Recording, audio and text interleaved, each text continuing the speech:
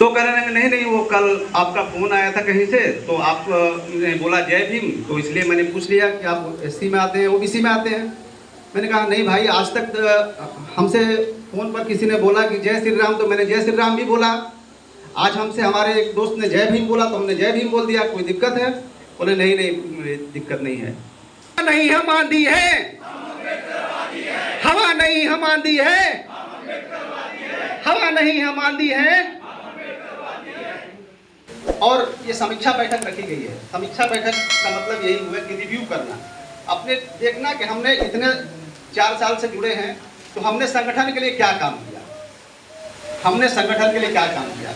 हम किसी एक व्यक्ति के, हर आदमी संगठन के लिए कुछ ना कुछ कर रहा है, लेकिन शायद मेरे को लगता है कि समीक्षा करने के बाद वो ये पाएगा कि हमने संगठन के लिए हमको इतना करना था, लेकिन हमने कितना काम किया है। और इस समीक्षा बैठक के बाद शायद वो दुगनी मेहनत के साथ अपने कार्य में लगेगा और अपने समाज को और अपने बहुजन समाज को एकत्रित करने में पूर्ण योगदान देगा। इसके हमें लड़ाई लड़ना नहीं है। हम क्या लड़ेंगे, हम तो खुद ही शोषित हैं।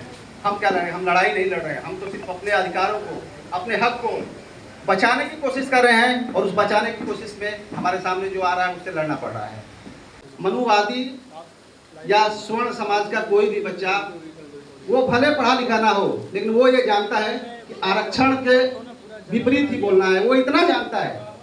लेकिन हमारा बच्चा ये नहीं जानता है कि आरक्षण के सपोर्ट में बोलना है। हमारे अपने समाज के लोग आरक्षण का विरोध कर रहे हैं, हमारे अपने समाज के लोग स्वर्ण बनने की कोशिश कर रहे हैं, जिसका भुगतान हम सभी को करना पड़ रहा है। एक होता है शोषित समाज, एक होता है शोषक समाज। तो हम लोग जहाँ भी रहें, ये हम लोगों को ध्यान देना है कि जितने भी शोषित लोग हैं, जितने भी वंचित लोग हैं, उन सभी लोगों को इकट्ठा हो करके और ले करके हमको चलना है। हमें शोषित समाज को इकट्ठा करना है। हमें सिर्फ किसी एक समाज के लिए नहीं वो काम करना है, हमें हर शोषित समाज के पास जाना है। ऐसा नहीं है कि एक बार कोई आपको इग्नोर करेगा, 2 बार इग्नोर करेगा, लेकिन जब आप उसके पास जाएंगे, अपने विचार रखेंगे, बाबा साहब के विचार रखेंगे, तो वो जरूर तैयार होगा, क्योंकि वो भी शोषित है। शोषित एक है। अभी हम लोग देख रहे हैं हर दिन दर दिन कोई ना कोई घटना हो रही है। दर दिन हमारे लोग सताए जा रहे हैं, हमारे लोगों को पीटा जा रहा है, हमारे लोगों को लूटा जा रहा है। तो आगे का भविष्य क्या होगा, उसके लिए हम लोग को चिंतित होना चाहिए। हमें अपने बच्चों को उसके हिसाब से, हमें अपने बच्चों को तैयार करना चाहिए कि वो आगे की लड़ाई लड़ सके, वो आगे के अपने जो बहुजन विचारक है वो ले जा सके। बहुजन विचारों को अपने बच्चों के अंदर कूद करके भरना है, अपने बहुजन विचारों को डालना है। अगली कड़ी बढ़ते हैं। हमारे पालघर जिला के अध्यक्ष आदरणीय income tax officer Uday Pratap Sahni ji से मैं निवेदन करूंगा अपने विचार आज के विषय पर रखें। यहाँ पर उपस्थित सभी साथियों, मित्रों और अतिथिगण का तहे दिल से मैं जय भीम, क्रांतिकारी जय भीम बोलता हूँ। और मैं आप लोगों के बीच, सभी लोगों ने अपने अपने विचार रखे, मैं आप लोगों के बीच कुछ ऐसे विचार रखूँगा, कुछ ऐसी बातें बताऊँगा जो प्रैक्टिकली मेरे साथ हुई है। और उस विचार को बताने का मेरा मकसद यही है कि जब कोई ओबीसी समाज का व्यक्ति, जब कोई बहुजन समाज का व्यक्ति जब अपने समाज को ढूंढता है, अपने समाज से जुड़ने की कोशिश करता है, तो मनुवादियों को पेट में कैसे दर्द होता है, उसका मैं एक आपको उदाहरण बताता हूँ। अभी से लगभग 1 हफ्ते पहले हम अपने ऑफिस में थे। हमारे यहाँ एक हमारे मित्र रूपनायक के मित्र का फ़ोन गया। हमने फ़ोन उठाया, हमारे मित्र ने उधर से बोला कि जय भीम उदय सर। मैंने कहा जय भीम। तो हमारे अगल बगल जितने लोग बैठे थे वो सब लोग हमको देखने लगे खड़े होकर के कि कौन है। तो उस दिन तो नहीं, लेकिन 2 दिन के बाद हमसे क्या बोलते हैं कि उदय जी आप एससी में आते हैं क्या या ओबीसी में आते हैं? मैंने कहा नहीं भाई, हम तो ओबीसी में आते हैं। बोलते हैं, मैंने बोला लेकिन आप ये बात हमसे क्यों पूछ रहे हैं कि हम एससी में आते हैं ओबीसी में आते हैं? हम तो बात को समझ रहे थे, लेकिन आपने कहा कि आप ये बात हमसे क्यों पूछ रहे हैं कि आप एससी में आते हैं ओबीसी में आते हैं? तो कहने लगे नहीं नहीं, वो कल आपका फ़ोन आया था कहीं से, तो आपने बोला जय भीम, तो इसलिए मैंने पूछ लिया कि आप एससी में आते हैं, ओबीसी में आते हैं। मैंने कहा नहीं भाई, आज तक हमसे फ़ोन पर किसी ने बोला कि जय श्री राम, तो मैंने जय श्री राम भी बोला। आज हमसे हमारे एक दोस्त ने जय भीम बोला तो हमने जय भीम बोल दिया, कोई दिक्कत है? बोले नहीं नहीं, दिक्कत नहीं है। कहने का मतलब ये है कि जैसे जैसे ओबीसी समाज, जैसे जैसे एससी एसटी समाज, जैसे जैसे बहुजन समाज एकत्रित हो रहा है, वैसे वैसे मनुवादी और ऐसे विचारधारा के लोगों के पेट में दर्द हो रहा है। तो ये हम लोगों की सफलता की एक निशानी है। और सभी मित्रों और दोस्तों को मैं कहता हूँ कि जब भी फ़ोन आए, जब भी आप किसी से बात करो, अपने नारे को याद करो, जय भीम जय भीम जय भीम। दोस्तों, जैसा कि हम से बताया गया कि हमारे मूक नायक के संस्थापक श्री सुनील सर विदेश जाने वाले हैं और उनकी अनुपस्थिति में यहाँ पर जो समीक्षा बैठक हो रही है उसके माध्यम से कुछ कार्य पदाधिकारियों की नियुक्ति होगी, कुछ कार्यभार दिया जाएगा। तो मैं आशा करता हूँ कि जो भी हमारे साथी हैं, जिसको भी जो कार्यभार दिया जाएगा वो कार्यभार खुशी से और अपनी पूरी जिम्मेदारी के साथ निभाएंगे। हमारे कहने का मतलब ये है कि देखिए साथियों, हम लोग सभी लोग तैयार हो चुके हैं और सुनील सर से हम बस इतना ही कहेंगे कि हमारा एक नारा है कि मैं अभी आप लोगों के सामने बोलता हूँ कि हवा नहीं हम आंधी हैं। आप लोग बोलेंगे हम अम्बेडकर वादी हैं। हवा नहीं हम आंधी हैं, हवा नहीं हम आंधी हैं, हवा नहीं हम आंधी हैं।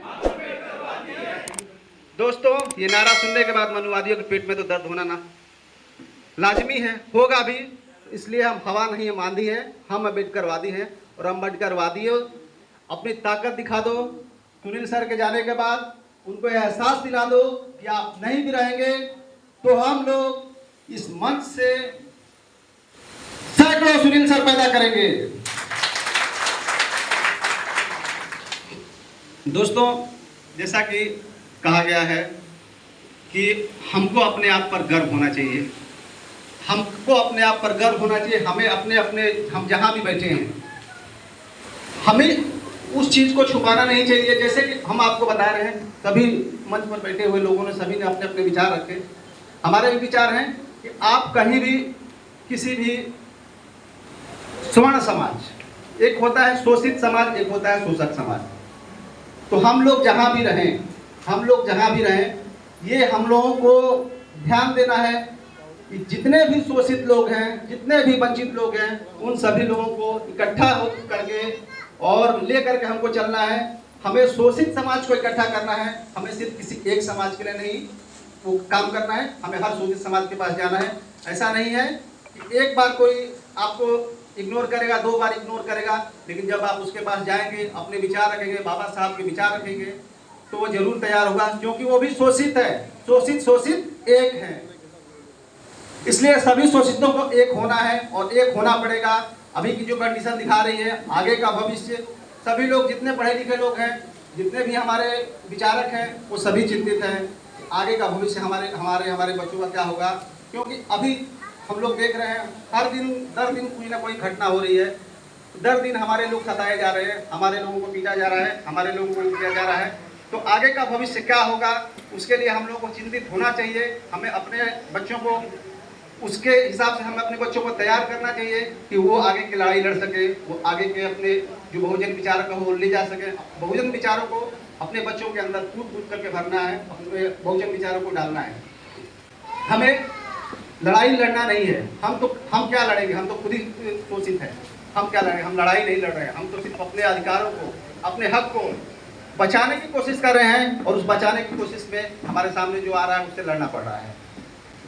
दोस्तों, मैं इतना ही कहूँगा कि देखिए, आप अपने बच्चों को पढ़ाइए लिखाइए, क्योंकि आपको सभी लोग जानते हैं, जैसे कि बाबा साहब ने जमीन से शुरू करके और शिक्षा को आगे बढ़ाते हुए उन्होंने अपने समय तक 2 विश्वविद्यालयों की स्थापना कर दी थी। उन्होंने शिक्षा को महत्व दिया। शिक्षा अगर हमारे बच्चों के अंदर रहेगी तो वो बोलेगा, अगर बोलना नहीं आएगा तो फिर वो नहीं लड़ सकता है।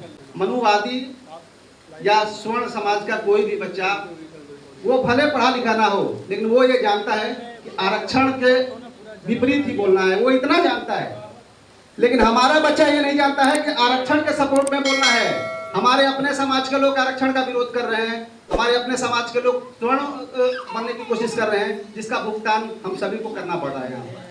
मनुवादी और स्वर्ण समाज का बच्चा ये जानता है, भले वो पढ़ा लिखा ना हो, लेकिन वो इतना जानता है कि हमें आरक्षण का विरोध करना है। और हमारे बच्चे ये नहीं जान रहे हैं कि हमको आरक्षण का सपोर्ट करना है, उससे हमको क्या फायदा है, क्या बेनिफिट है, वो ये नहीं समझ पा रहा है।